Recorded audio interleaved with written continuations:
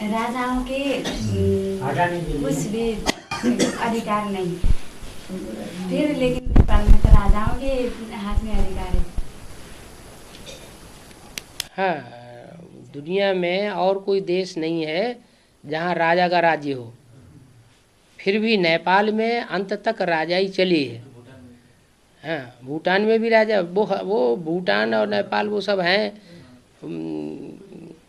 एक ही समझो, क्योंकि भूटान भी पहले भारत का हिस्सा था, नेपाल भी पहले भारत का हिस्सा था, लेकिन नेपाल जो है वो नई दुनिया की पालना करने वालों ये संगठन की यादगार है।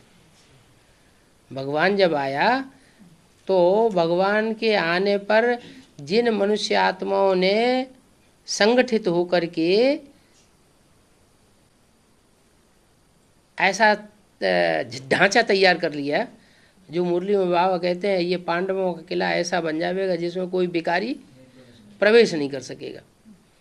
तो ऐसा जो संगठन का किला तैयार किया है वो नेपालियों ने किया है। नेपाली माना सूर्यवंशी, नई दुनिया की पालना करने वाले। जो नई दुनिया बनेगी दुनिया में, उसमें सूर्यवंशी पालना करने वाले होंगे या बाद वाले पालना करेंगे? चंद्रवंशी पालना करेंगे, इस्लाम वंशी पालना करेंगे, बौद्ध वंशी पालना करेंगे? कौन पालना करेंगे? हैं? जो सूर्यवंशी होंगे वही पालना करेंगे, दूसरे वंश वाले तो पालना नहीं करेंगे।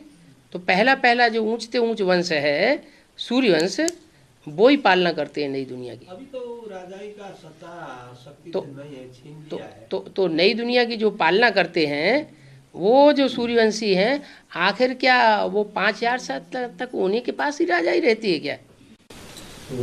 नहीं, छीन लिया है बाबा, जो 10-12 साल है अभी तो राजा का राजाई तो नहीं है। नहीं, फिर भी सत्ता तो है उसके हाथ में ना, कंट्रोल है ना, कंट्रोल तो है ना उसके हाथ में। एक 20 दिन से हड़ताल चल रहा है। हाँ, तो जो सत्ता है एक राजा की, वो अभी भी आखिरी जन्म तक चलती चली आ रही है, उसमें दम तो है। और किसी देश में तो ये दम ही नहीं रही। प्रजा के ऊपर प्रजा का राज्य हो गया, सारी दुनिया में प्रजा का राज्य हो गया, रावण राज्य हो गया जैसे। लेकिन यहाँ अभी भी ये सत्ता है लागू है। सूर्यवंशी जो भारत बोला है कि लेकिन इतने में रहना है, इससे आगे राजा का नहीं करना है, बोल चुका है। लेकिन ये सत्ता स्थापन किसकी की हुई है? सूर्य, ज्ञान सूर्य खुद आकर के ये सत्ता स्थापन करता है। तो उसमें दम है अभी तक भी। और दूसरे देशों में जो प्रजातंत्र है उसमें कोई दम नहीं रहती।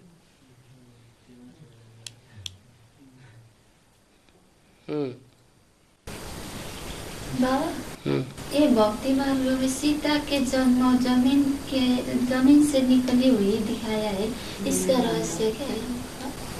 सीता माने ठंडे, सीता माने शीत, ठंडे। और जो सीता है उसका जन्म जमीन से दिखाया गया है। जमीन माने धरणी, धरणी माने धारणा शक्ति। धरणी जो है वो पहले छोटी थी, भारत में ही धरणी थी, और सारी दुनिया में समंदर था। या कौन से युग में? सतयुग में। पहले छोटी धरणी थी, फिर जैसे जैसे ऊपर से आत्मा उतरती जाती है वैसे वैसे धरणी फैलती जाती है। द्वापर युग में बहुत फैल जाती है, फिर कलयुग में और ज़्यादा फैल जाती है। तो ये जो धरणी है वो धरणी में से सीता का जन्म होता है, शांत स्वभाव वाली। तो यहाँ भी तो ज्ञान मार्ग में 2 माताएं बताई हैं। क्या हैं? हाँ, राजमाता बताई है और राजलक्ष्मी बताई है। बाबा कहते तुम सब सीताएं हो, ये नहीं कहा तुम सब राधाएं हो। क्या कहा? तुम सब सीताएं हो। तो एक सीता है जो जन्म लेती है धरणी से, और धरणी भी कन्या माता ही तो है कोई, तो वो भी सीता है, वो भी सीता है। तो उससे उसका जन्म होता है। राम सीता नाम है ना, राम राज्य स्थापन होगा तो उसमें सीता सहयोगी बनेगी, तब राम राज्य स्थापन होगा, कि बिना सीता के सहयोग के राम राज्य स्थापन हो जाएगा? नहीं। तो उसमें जो बड़ी मम्मी है वो है धरणी का रूप। क्या? धरणी है, और उससे ज्ञान लेगी छोटी मम्मी। ज्ञान को धारण ही नहीं करेगी, वो बांटेगी संसार में। बाबा, ये सीता और त्यस पछाडि गाउँले लोगले अग्नि परीक्षा, अग्नि परीक्षा के बाद फिर भी सीतालाई रहने के लिए स्थान नहीं, इसलिए जब क्या कह रहे हैं, सीता को जो अग्नि परीक्षा किया है सच्चाई के लिए, सच्चाई करके भी बाद में उसका ठहरने का तो धरणी बताई ना। हाँ, तो धरणी जो है वो राधा तो नहीं है।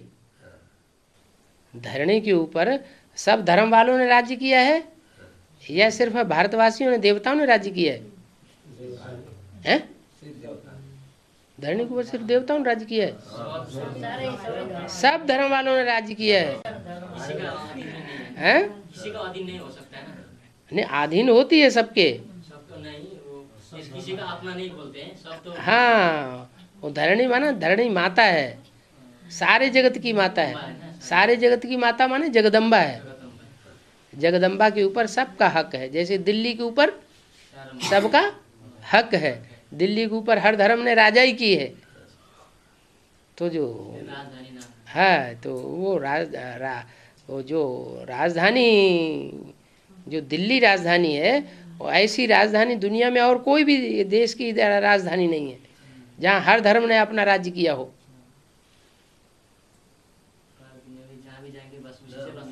को पूछा तो अग्नि परीक्षा के बाद हाँ, स्थान क्यों नहीं मिला? इसीलिए नहीं मिला कि एक होती है भारत की धरणी और एक होती है विश्व की धरणी।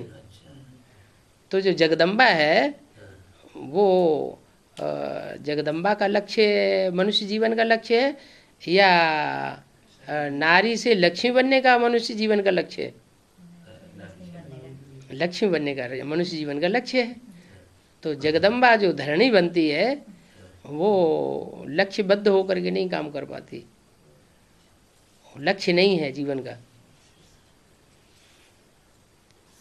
इसलिए फिर उसको फिर भी जंगल में जाना पड़ता है अग्नि परीक्षा के बाद भी, क्योंकि लक्ष्य पूरा प्राप्त नहीं किया।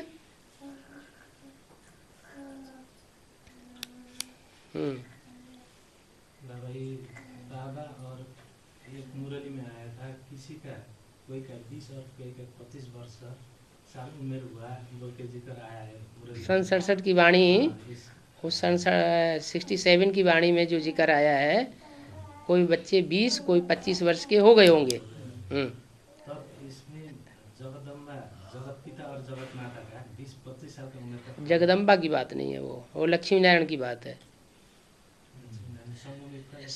हाँ, संगम युगी लक्ष्मी नारायण में से जो 76 में जाकर के जिनका जन्म होता है उनकी बात है। ये सन 67 में जो 20 साल की हो गई वो सन 47 में उसने जन्म लिया। हाँ, और जो 25 साल का हो गया उसने 42 में जन्म लिया। तो अभी यहाँ हम लोग का ये पिता माता का उम्र और जगत पिता का उम्र में अभी डिफरेंस दिख रहा है, इसलिए 5 साल का डिफरेंस हुआ ना। 5 साल का डिफरेंस हुआ। जगत माता जगत पिता नहीं, वो जगत माता की बात नहीं है, लक्ष्मी और नारायण की बात है। लक्ष्मी और हाँ। नारायण के 5 सालों में difference है। हाँ जी, लक्ष्मी और नारायण के जीवन में 5 साल का डिफरेंस है। जगदम्बा महालक्ष्मी का और महालक्ष्मी उसे कहा जाता है जब जगदम्बा और लक्ष्मी दोनों के संस्कार मिलकर के एक हो जाए, तब दोनों तब कहेंगे महालक्ष्मी।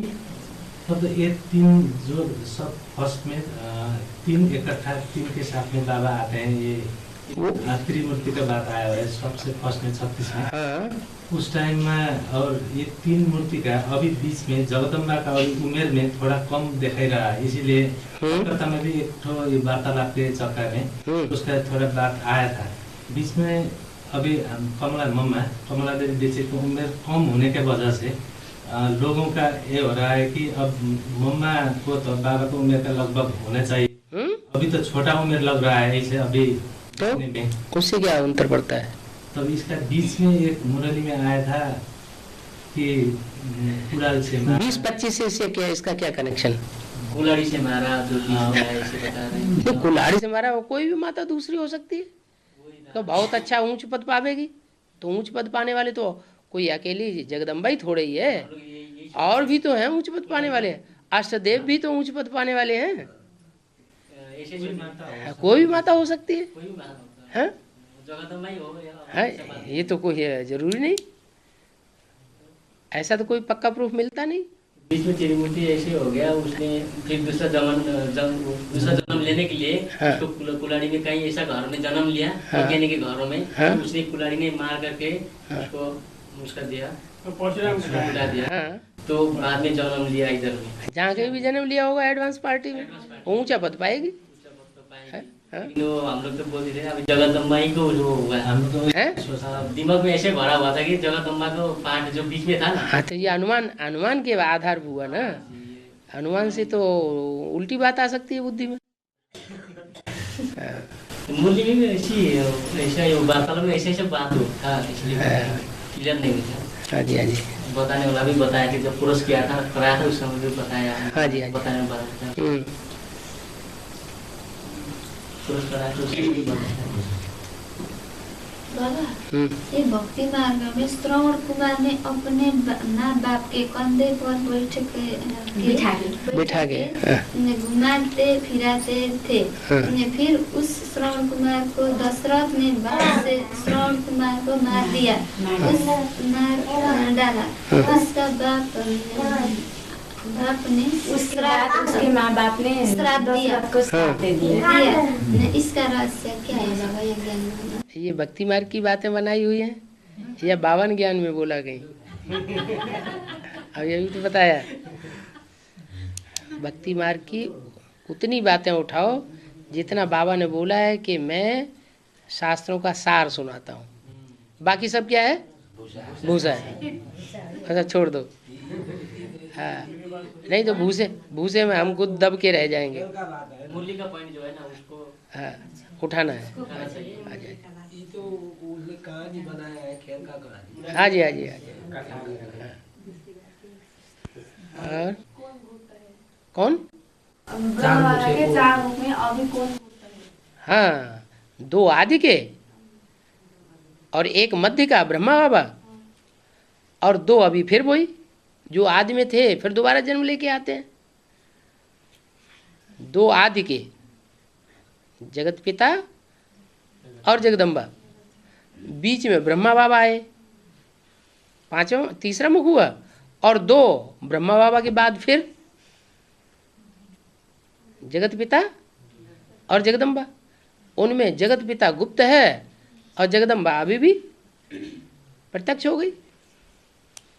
दूसरा बड़ा गायन है, एकानन चतुरानन पंचानन। हाँ, पंचानन, वो एक मुख काट दिया ना। हाँ, एकानन पहले गाते हैं, एकानन हाँ, चतुरानन और पंचानन ये हाँ, आरती में चलाते हैं। हाँ, ठीक है। बाबा एडवांस के आदि तो 1976 जानते हैं, लेकिन बेसिक का आदि कौन हुआ? बेसिक का आदि कौन हुआ? बेसिक का आदि करने वाला कौन हुआ? बेसिक का आदि करने वाला तो ब्रह्मा ही हुआ। हाँ,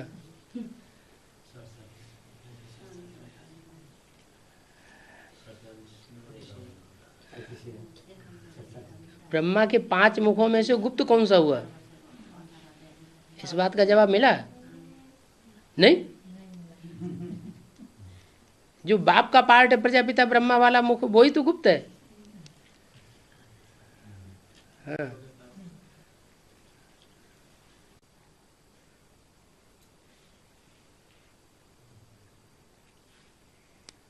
और बाबा ओम राधे एक ही देवी 9 देवियों में प्रवेश करके प्रत्यक्ष है। राधे हाँ हाँ ठीक है।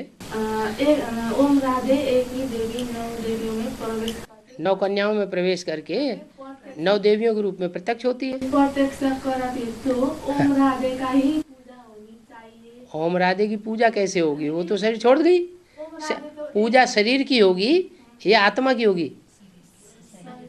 वो तो शरीर चाहिए ना। 9 देवियों की शरीर में प्रवेश करके प्रत्यक्ष कराती है। हाँ तो 9 देवियों की पूजा होनी चाहिए। 9 महीने 9 देवियों की पूजा होती है।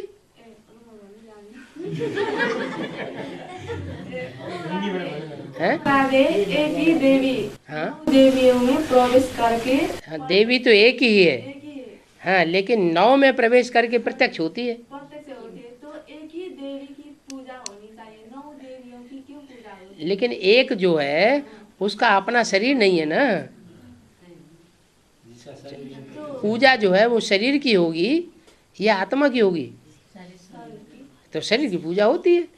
भूत प्रेतों की पूजा अपने भारतवर्ष में थोड़ी ही होती है। ये तो विदेशी लोग हैं, वो उसकी फरिश्तों की मान्यता करते हैं। अपने भारत में तो देवी देवताओं की पूजा होती है जो शरीरधारी होते हैं। हाँ, पूजा का आधार होता है प्योरिटी, और बिना शरीर के प्योरिटी कैसे साबित होगी?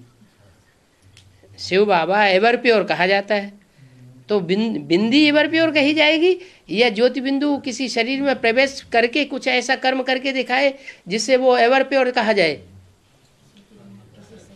कर्म करके ऐसा दिखाए जो संसार के सामने एवर प्योर दिखाया जा सके। ऐसा एवर प्योरिटी का कर्म और कोई नहीं कर सकता देवता। ऐसे ही वो देवी है। वो देवी तो उसका अपना शरीर है नहीं जो ओम राधे का। तो जिन कन्याओं में प्रवेश करके पार्ट बजाती है वो 9 देवियों के चेहरे पूजे जाते हैं। 9 देवियों में प्रवेश हाँ, ओम राधे की आत्मा प्रवेश करती है। हाँ। और लव कुश, हाँ सीता और एक बनाया था और सीता से जन्म हुआ। सीता से जन्म हुआ। लव माना प्यार, प्यार भरी आत्मा, और कुश माना कांटा। तो जो इस्लाम धर्म है उसका जो बीज रूप आत्मा वही लव है, और जो क्रिश्चियन धर्म है जिससे एटम बम बनते हैं वो ही कांटा है। मुरली में है सो घर गृहस्थी में रह कर करके पावन बनना है, पवित्र बनना है। बनने से बहुत भी उलझन आता रहता है। तो उलझन आता है तभी तो भगवान को पढ़ाने के लिए आना पड़ता है। सबसे दुश्मनी हो जाता है, जो से प्रेम रहता है उससे भी बैरी हो जाता है। अच्छी बात है। तभी तो राजा की ताकत का पता चले। एक तरफ राजा, एक तरफ सारी प्रजा। राजा के लिए यही तो कहते हैं, आधा में जाम आधा में रैयत। जाम माने राजा, आधी सल्तनत जो है, आधी धन संपत्ति राजा भोगता है, राजा का परिवार भोगता है, और आधी में सारी प्रजा पलती है। तो इतनी ताकत राजा को कहाँ से मिली? कुछ ऐसा पुरुषार्थ किया होगा ना। तो जो करेगा सो पाएगा। कि घबरा रहे? घबराते नहीं है बाबा की। हाँ, खुशी होता है मन, खुशी होता है ना। राजा ही मिल रही है और क्या। मन होता है कि कि जो काम करने का हाँ। सोचते कि ये काम नहीं करेंगे, हाँ सोच लेते हैं और फिर उल्टा काम हो जाता है। हो तो माया पछाड़ती रहती है, लेकिन तुम हिम्मत थोड़ा ही हारे। मन के हारे हार, मन के जीते जीत। तो मन से तुम हार गए क्या? नहीं, मन से तो हारे नहीं। माया जीते जीत, माया ते हारे हार। तो माया से तुम क्या हमेशा के लिए हार गए? अरे बस खत्म बात। साइकिल सवार है, गिर गया, फिर उठ करके एकदम साइकिल पर चढ़ पड़ता है। हाँ तो हारा थोड़ा ही है। हाँ, हार उसे, हारा हुआ उसे कहेंगे जो हिम्मत हार जाए। जो हिम्मत नहीं हारा उसे हारा हुआ नहीं कहेंगे। हाँ हाँ, गिरा और फिर उठा। तो हमको बाबा हाँ अपनापन में, रिश्तेदार में सबसे देखिए कि किसी से अच्छा से संबंध ही नहीं है, सबसे बैरिए है। तो सारी दुनिया एक तरफ और तुम मुट्ठी भर बच्चे एक तरफ, फिर क्या बात?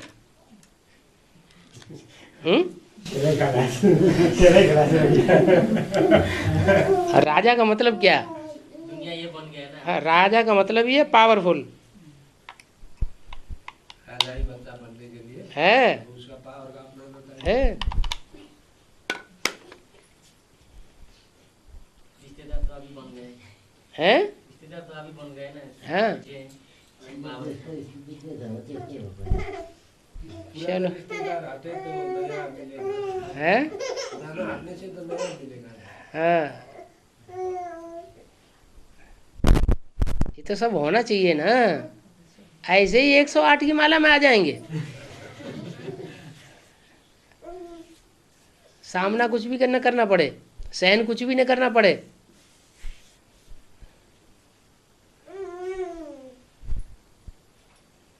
हाँ, ये है कि ये सहज ते सहज भी है और कठिन ते कठिन भी है। ये राजयोग का पुरुषार्थ सहज भी है और कठिन भी है। सहज उनके लिए है जो पूरा पूरा श्रीमत पे चलते हैं। उससे तो बाबा उलझन भी आता है ना, तो भीतर से खुशी आता है। हाँ तो फिर खुशी ही तो नहीं होता है, तो उलझन क्यों हुआ? ब्राह्मण जीवन का वरदान ही तो खुशी है। जो यहाँ जितना खुश रहेगा उतना वहाँ जन्म जन्मांतर खुश रहेगा। यहाँ जितना ब्राह्मण जीवन में दुख अनुभव करेगा, लटकता हुआ चेहरा अनुभव करेगा, उतना वहाँ दुखी हो जाएगा। अरे भगवान बाप आया हुआ, कितनी खुशी में रहना चाहिए।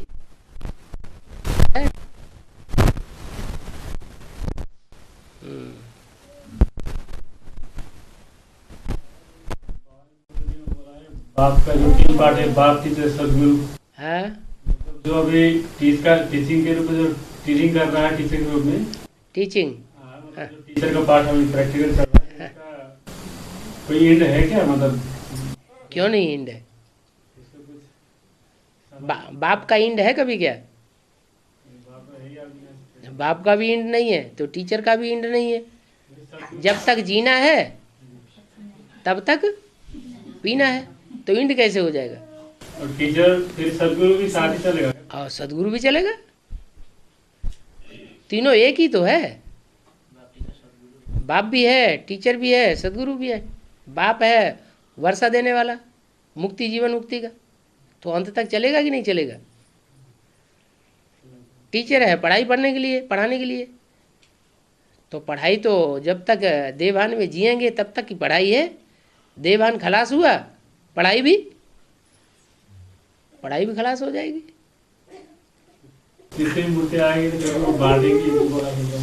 तीसरी मूर्ति कोई बाप टीचर सदगुरु थोड़ा ही है। वो धन बांटेगी बोला, उसका अब धन बांटेगी कि माना सारी पब्लिक को बांटेगी कि रुद्रमाला के मणकों को बांटेगी? उनको बांटेगी हैं? पालना तो उसी में देने से बांटेगी। क्या पालना देने वाले तो वही लक्ष्मी हाँ, पालना माने धारणाओं से पालना करेगी, दिव्य गुणों से पालना करेगी। जन्म जन्म से उनकी संस्कार। हाँ जी, ज्ञान से पालना तो शिव बाबा ही करता है। ज्ञान से पालना कोई भी देवता या कोई देहधारी धर्मगुरु नहीं कर सकता। हाँ,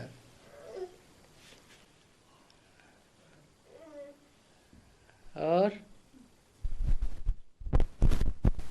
बाबा मुरैमा अब त्यो आदि भएको पनि अन्त्यमा पनि त्यही हुन्छ, आदिमा भएको अन्त्यमा सुख अहिले छ भने पछाडि पनि सुखै हुन्छ भनेर भने आछन् बाबा। क्या बोले?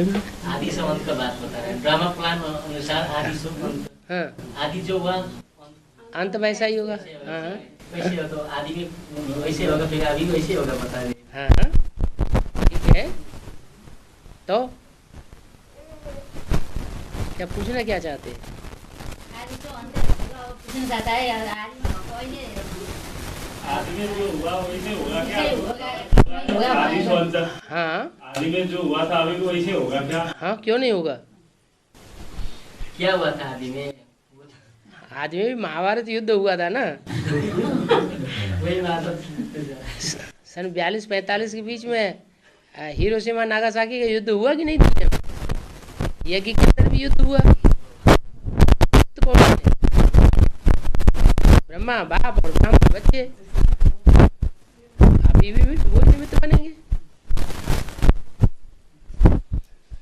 यज्ञ संपन्न हो जाएगा।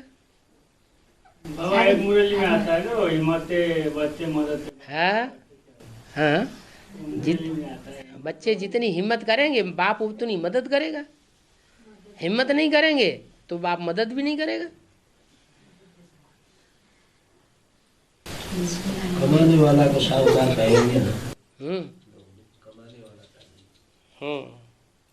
तब बनेगा साहूकार। ठीक, चलो।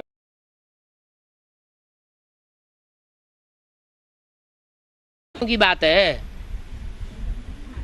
जैसे बड़मूला ट्रायंगल है ना, तो वहाँ बड़े बड़े जहाज, बड़े बड़े हवाई जहाज, वो सब जा करके लोप हो जाते हैं,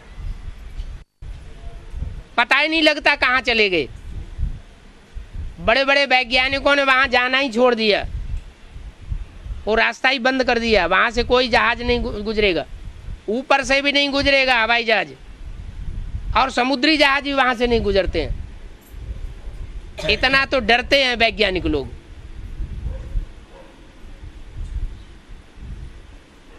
फिर उड़न तस्तरियों की बात, जो अपना रूप धारण करता है और बिगाड़ लेता है।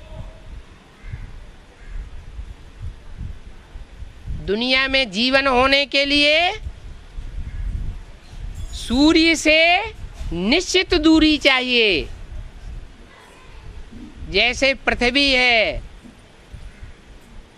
पृथ्वी का जो कर्क रेखा से लेकर के मकर रेखा तक का जो हिस्सा है, नी आसपास तक का, उसमें जीव जंतु हैं।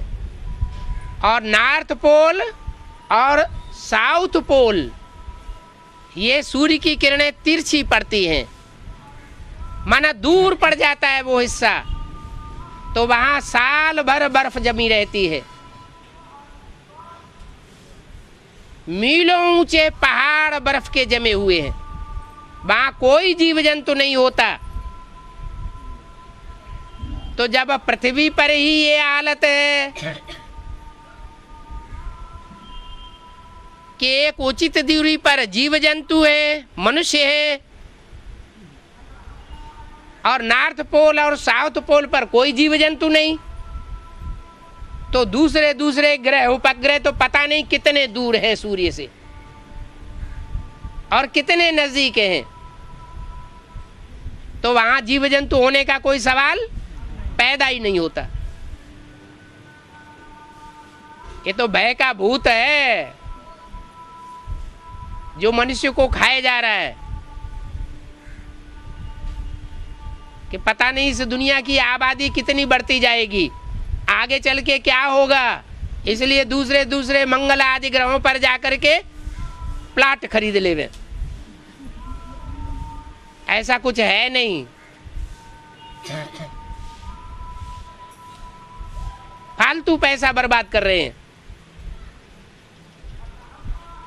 ज्यादा सेख ही दिखाएंगे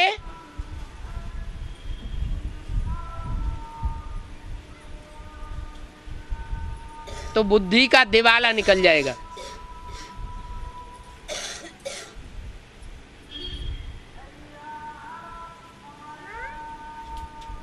एक है साइंस,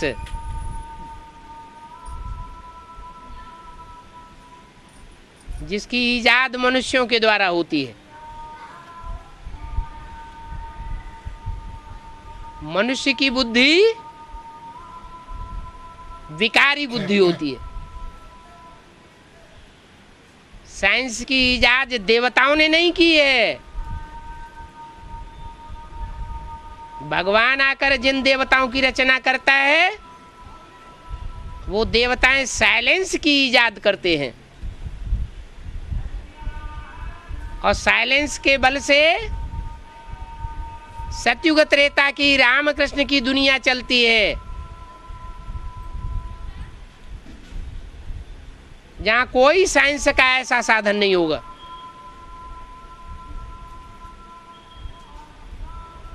मन का कंट्रोल प्रकृति को कंट्रोल कर देगा।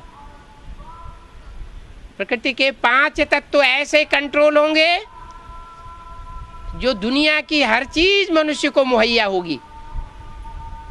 वो मनुष्य सुधरे हुए होंगे। उन सुधरे हुए मनुष्यों को देवता कहा जाता है। जब मनुष्य बिगड़ता है तो दुनिया में द्वैतवाद आ जाता है। दूसरे दूसरे धर्म, दूसरे दूसरी मतें, दूसरी दूसरी भाषाएं शुरू हो जाती हैं। उसे कहते हैं द्वापर युग, द्वैतवादी युग। इब्राहिम, बुद्ध, क्राइस्ट, गुरु नानक, ढेर धर्म पिताएं आकर के अपने अलग अलग धर्म स्थापन कर देते हैं। अलगाववाद हो जाता है।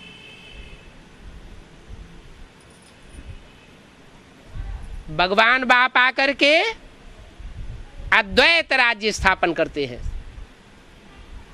अद्वैत का मतलब ये है एक धर्म, एक राज्य, एक राजा, एक भाषा, सब कुछ एक ही एक। उसका नाम है अद्वैत। माने द्वैत का नाम निशान नहीं होगा। सारी दुनिया पर एक का ही कंट्रोल चलेगा।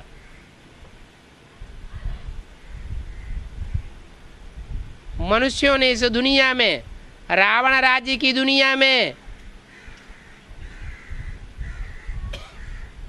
भगवान के राज्य को फॉलो करने के लिए प्रयास किया। मनुष्यों ने भी सोचा हम भी एक छत्र सम्राट बनेंगे सारी दुनिया के। नेपोलियन बोनापार्ट, मुसोलिनी, कैसे कैसे आए महत्वाकांक्षी, और सब इस दुनिया में नाक रगड़ के चले गए। कितनी दुनिया में हत्याएं की होंगी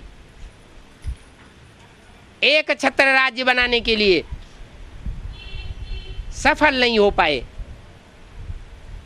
क्यों नहीं सफल हो पाए? क्योंकि विकारी बुद्धि थे। विकारी बुद्धि हिंसक होती है।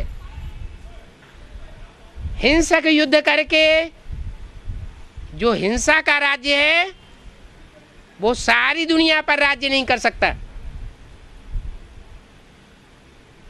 सारी दुनिया के ऊपर राज्य करने के लिए एक भगवान का सिखाया हुआ राजयोग है, जिसे गीता में सहज राजयोग की संज्ञा दी गई है। उसी से सारे विश्व के ऊपर साइलेंस के बल से सारे विश्व के ऊपर राजाई प्राप्त कायम की जा सकती है। और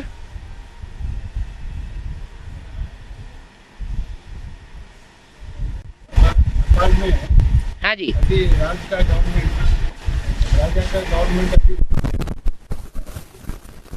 राजा का गवर्नमेंट अभी हाँ उतरा है। हाँ उठेगा क्योंकि अभी प्रजास्वाम्य चाहता है लोग आजकल पेपर में नेपाल के बारे में बोल रहे हैं। नेपाल भाई साहब नेपाल के बारे में बोले नेपाल। हाँ हाँ नेपाल राज्य, नेपाल के राजा को उतारने के लिए प्रजास्वाम्य राज्य चलाने के लिए। हाँ परंतु वो राजा नहीं मानते, हम राजा चलाता हूँ परंतु प्रजास्वाम्य नहीं चलाता हूँ। नेपाल का राजा ऐसा कहता है। मैं राजा ही चलाता हूँ। नहीं राजा हूँ हाँ चलाएगा। मैं राजा हूँ, मैं राज्य चलाऊंगा, नेपाल का राजा कहता है।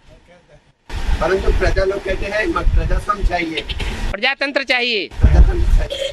अच्छा, दोनों में लड़ाई हो रहे हैं। ब्राह्मणों की संगमयुगी दुनिया में बेहद का नेपाल है। वो नई दुनिया का जो संगठन तैयार हो रहा है ब्राह्मणों की दुनिया में सन 76 से ही,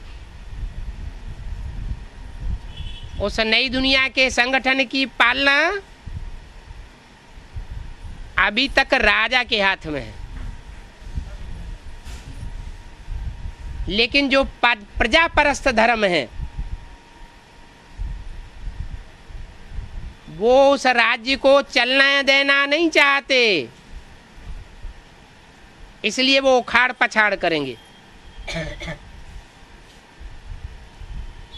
भगवान बाप आकर के बताते हैं प्रजा के ऊपर प्रजा का राज्य है बेकायदे राज्य।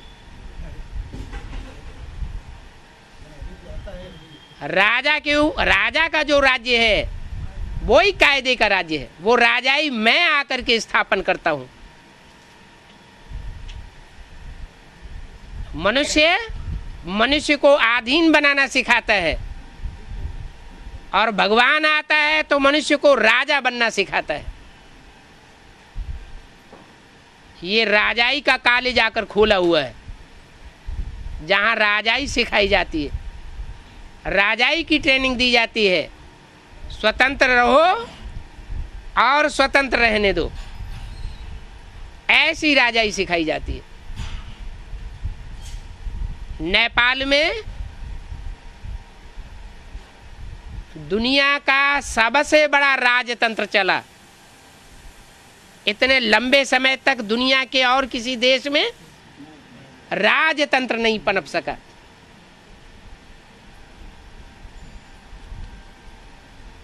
वो तो हद का नेपाल है।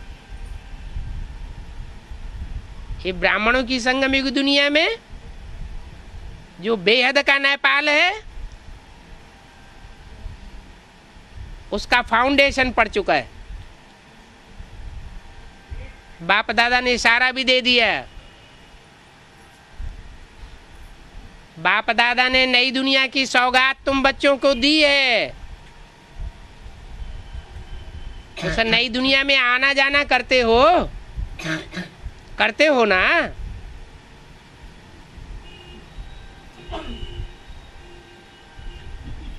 तो सूर्यवंशियों का राज यज्ञ के आदि में भी स्थापन हुआ था। जो ब्राह्मणों की दुनिया में विधर्मी इकट्ठे हुए थे उन्होंने सब ने मिलकर के माँ को बरगलाए लिया और सूर्यवंशियों को वहां से भगा दिया।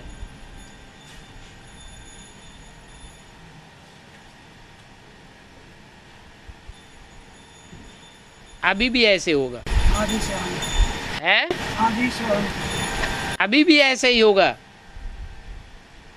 लेकिन जो होगा वो इतना कल्याणकारी होगा कि उससे 2500 साल नहीं 5000 साल के लिए नेपाल का राज्य फिर से स्थापन हो जाएगा। और सूर्यवंशी किसी से झुक करके रहने वाले नहीं हैं।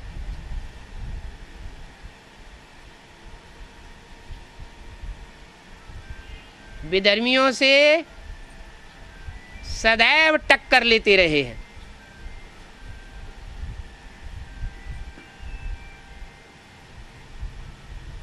अभी तो बाप आया हुआ है। बाप की ताकत जब बच्चे को मिलती है, वो भी सुप्रीम सोल बाप, तो बच्चे हार खाने वाले नहीं हैं, लेकिन बच्चे नंबरवार जरूर है। क्या कंपिल में कब तक भर्ती चलेगा? कंपिल में भट्टी तब तक चलेगा जब तक विजय माला मैदान में नहीं आती।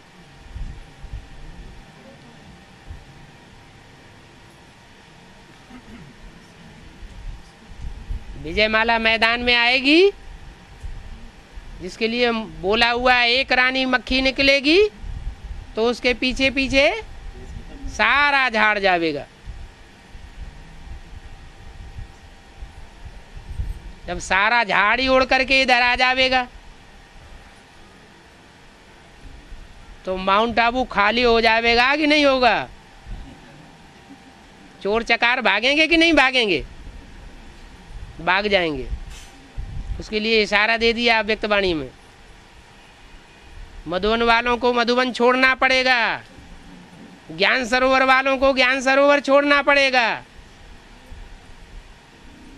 और गीता पाठशाला वालों को गीता पाठशालाएं छोड़नी पड़ेंगी। मजबूर कर देंगे लोग छोड़ने के लिए। ऐसी हाहाकार अखबारों में, टीवी में, रेडियो में होने वाली है। और उस हाहाकार के बीच वो बाप प्रत्यक्ष होने वाला है, जिसकी सारी दुनिया में जय जयकार होने वाली है। और बाबा आजकल न्यूज़पेपर वगैरह में ओनली एटॉमिक एनर्जी का ही बात चल रही है, क्योंकि अब बम फटाके का टाइम आ गया ना।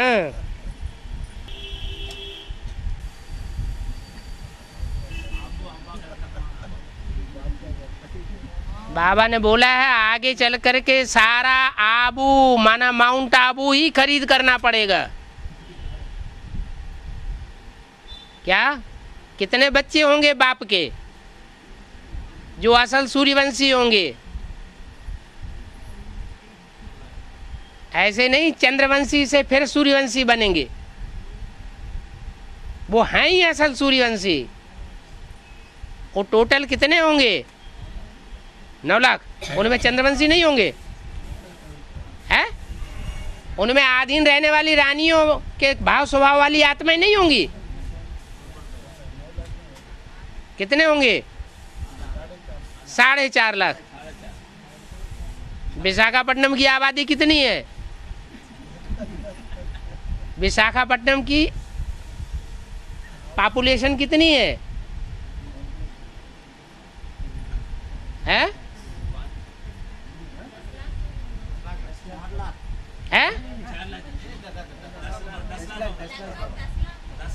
10 लाख। तो इतने एरिया में फैला हुआ है। और माउंट आबू तो छोटा सा पहाड़ है, तो वहाँ 4.5 लाख के लिए कितना एरिया चाहिए?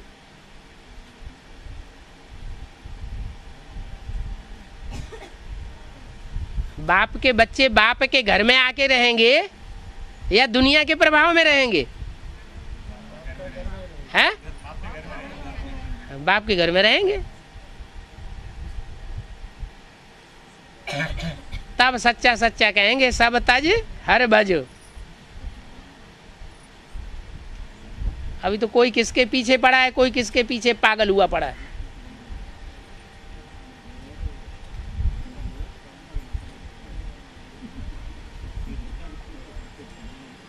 और बाबा क्रिश्चियन मुसलमानों को कब्जा करते जा रहे हैं, एक कंट्री को अपना बनाते जा रहा है। हाँ जी, हैं? तो कृष्ण ने भी ऐसे ही किया होगा। कृष्ण और क्राइस्ट की राशि मिलाई जाती है।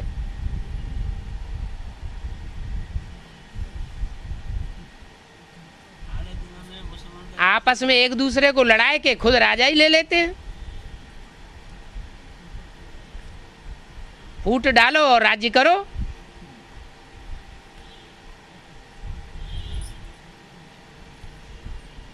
आगे दिन में मुसलमान का जनसंख्या बढ़ती है और हिंदुओं की जनसंख्या गिरती है। वो तो 2500 साल से होता ही चला आया है, जब से दूसरे धर्म इस सृष्टि पर आना शुरू हुए।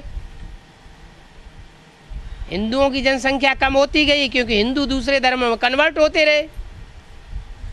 हिंदू ही दूसरे धर्म में कन्वर्ट हुए हैं। दूसरे धर्म के लोग इतने पक्के होते हैं वो कभी भी कन्वर्ट नहीं होते हैं। इसलिए मुसलमान हिंदुओं को कहते हैं ये काफिर हैं, काफिर। कहाँ कहाँ फिरते रहते हैं।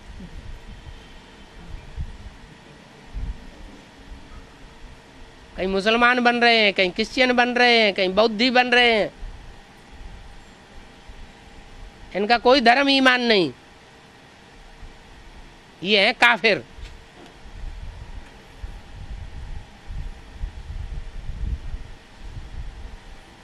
लेकिन तुम बच्चों के लिए बोला हुआ है, तुम बच्चे हो आदि सनातन देवी देवता धर्म के पक्के। आदि सनातन देवी देवता धर्म का पक्का कभी कन्वर्ट होकर के दूसरे धर्म में जा न सके।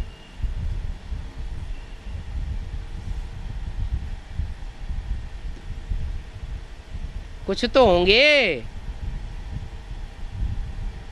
दुनिया से सत्य हमेशा के लिए गायब थोड़ा ही हो जाता है।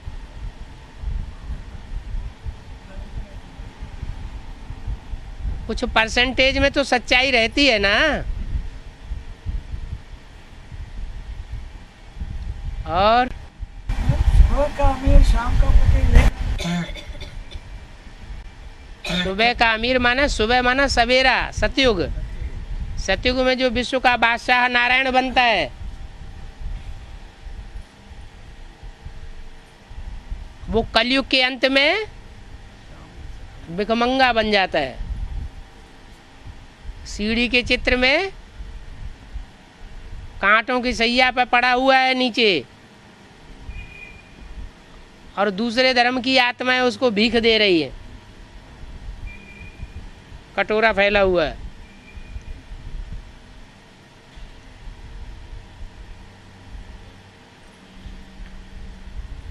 ब्रह्मा बाबा नहीं पड़े हुए हैं वहां।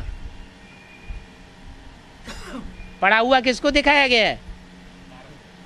भारत भिखमंगा को। ब्रह्मा बाबा तो फिर भी खड़े हुए हैं।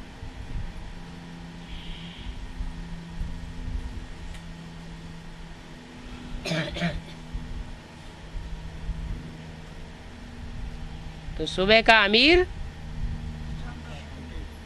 और शाम का फकीर।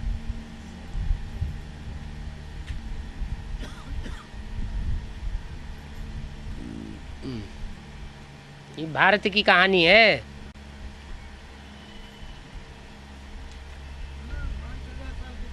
हैं? 5,000 साल की बात था। सुबह 5,500 साल की? सुबह शाम एक दिन में होता है ना। हाँ जी, हाँ जी। 5,000 वर्ष एक दिन में गिनते हैं तो ऐसा था ना। शाम माने रात के 12 बजे तक। सुबह माना सुबह 4 बजे से लेकर के सवेरा होता है 4-5 बजे से। ये रुद्रमाला के बाद विष्णुमाला आता है, कैसे में बना? हाँ, पहले रुद्रमाला बनती है, रुद्रमाला के बाद विष्णुमाला, फिर बाद में बनती है विष्णु की माला।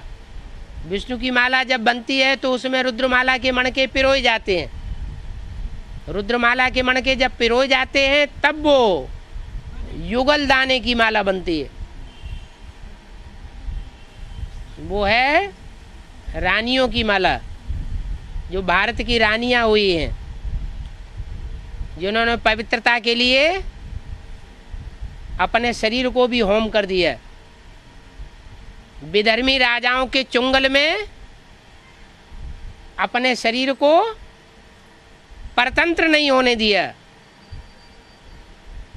विधर्मी उनके तन को छू भी नहीं सके। वो हैं भारत की रानियां, रानियों की माला, विष्णु माला, वैजयंती माला, का मतलब है विजय अंती, अंत में जिन्होंने विकारों पर विजय प्राप्त करके दिखा दी। हाँ जी, रुंडमाला, रुंड माना नीचे का हिस्सा, रुंड, और ये हुआ मुंड, मुंडमाला माना रुद्रमाला, उसमें मुख दिखाए जाते हैं, कोई में 1 मुख, कोई में 2 मुख, किसी में 10, किसी में 12। वो मुख लेने की यादगार है।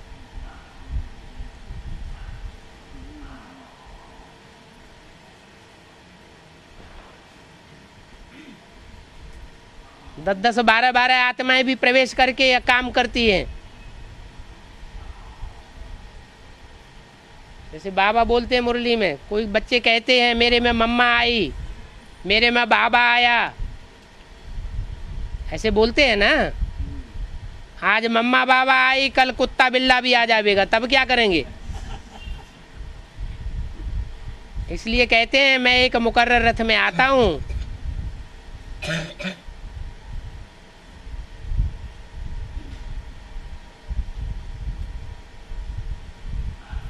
और बाबा वार्तालाप 38 में बताया कि अमृत वेले किसी को सर्चलाइट देने से उनका याद बाद में आता रहेगा, उससे अच्छा एक बाप को याद करना है। तो ठीक है, देहधारियों की सेवा करेंगे तो जिनकी सेवा करते हैं, चलो वाचा ही सेवा करते हैं तो अपना अनुभव तो है ना प्रैक्टिकल में। जिसकी वाचा सेवा करते हैं उसने कोई क्रॉस क्वेश्चन कर दिए तो वो उसके क्रॉस क्वेश्चन याद आते रहते हैं कि नहीं? वो नोक झोंक बाद में याद आती है ना, तो देहधारी की याद आएगी ना। सेवा तो की, लेकिन सेवा के साथ साथ अगर याद पूरी नहीं है, याद करते करते अगर सेवा नहीं की है तो लेप छेप जरूर लग जाता है। इसलिए सबसे अच्छा तरीका है जो सारी सृष्टि का बीज है, सारे वृक्ष का बीज है, उस बीज को स्नेह का पानी देना। अरे बीज को स्नेह का पानी मिलेगा तो सारी जड़ों को, सारे तने को, सारी टहनियों को, सारी शाखाओं को, पत्तों पत्तों को, फल और फूलों को अपने आप स्नेह का जल मिल जाएगा।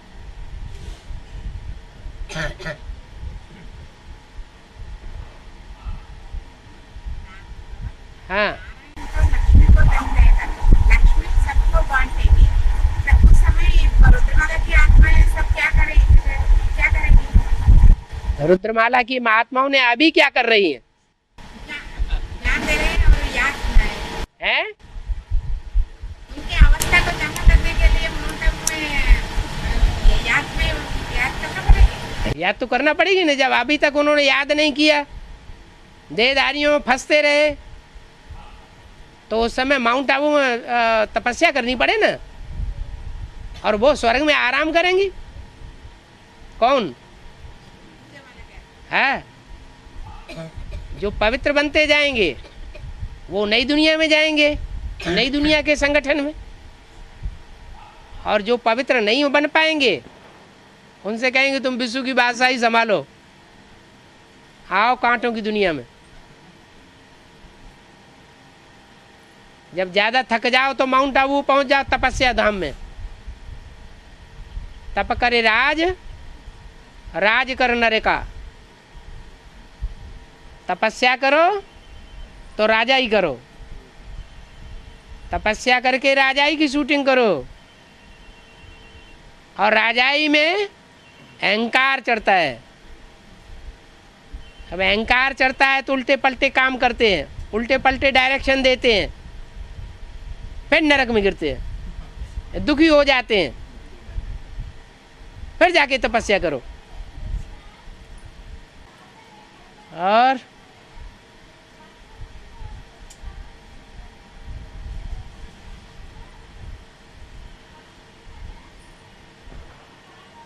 गैप नहीं देना चाहिए।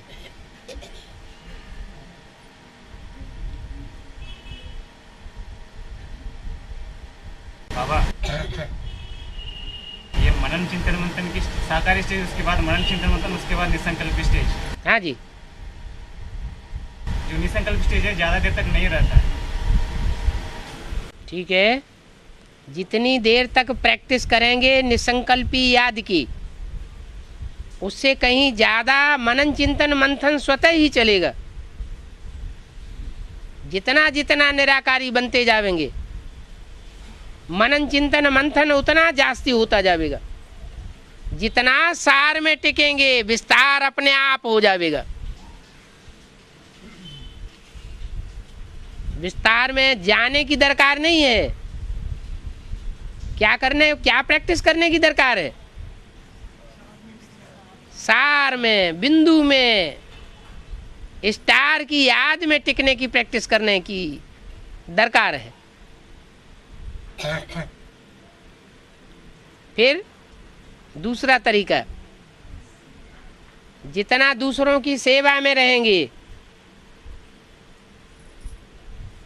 क्या जितना दूसरी आत्माओं की ईश्वरीय सेवा में रहेंगे, चाहे ज्ञान सुनाने की सेवा हो और चाहे मनसा योग बल की सेवा हो और चाहे कर्मणा सेवा हो, मनन चिंतन मंथन अपने आप चलेगा। क्योंकि सेवाधारी बच्चों को बाप याद करते हैं। तो जिन बच्चों को बाप याद करेगा, उन बच्चों की ऊंची अवस्था अपने आप बनेगी। सारी दुनिया बाप को याद करती है और बाप बच्चों को याद करता है, सेवादारी बच्चों को याद करता है, सर्वसेवल बच्चों को। तो ऐसे सर्वसेवल बच्चों की अवस्था ऊंची नहीं उठेगी, स्वतः ही मनन चिंतन मंथन चलने लग पड़ता है।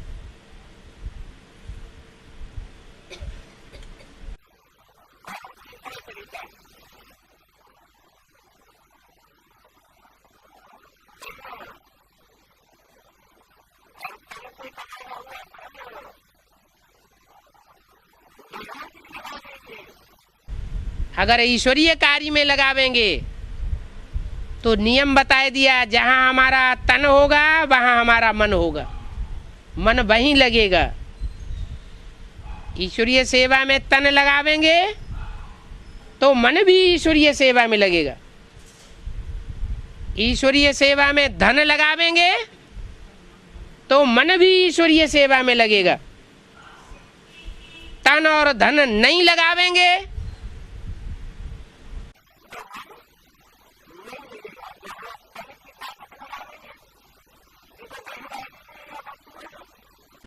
और जहाँ धन की ताकत लगावेंगे जिस देहधारियों में और वस्तुओं में, वहीं मन भी जाएगा।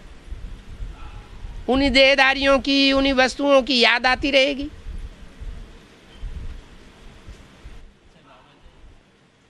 ज्यादा लोग शेयर मार्केट में उसका पैसा जमा करते हैं, अभी इसका क्या यादगार है जी? ये तो जुआ है। अभी लोग ज्यादा लोग बैंक में पैसा निकल करके शेयर मार्केट में जमा करता है, इसका यादगार। बड़े से बड़ा शेयर मार्केट तो बाबा ने खोला हुआ है। उन शेयर्स में तो घाटा होता रहता है। ये बाबा के शेयर मार्केट में पैसा लगाएंगे तो कभी भी घाटा होने का सवाल ही नहीं। और गारंटी दी है कि जितना भी पैसा लगावेंगे इस ईश्वरीय बैंक में, वो यहाँ का यहाँ इसी जन्म में भी वापस करूँगा।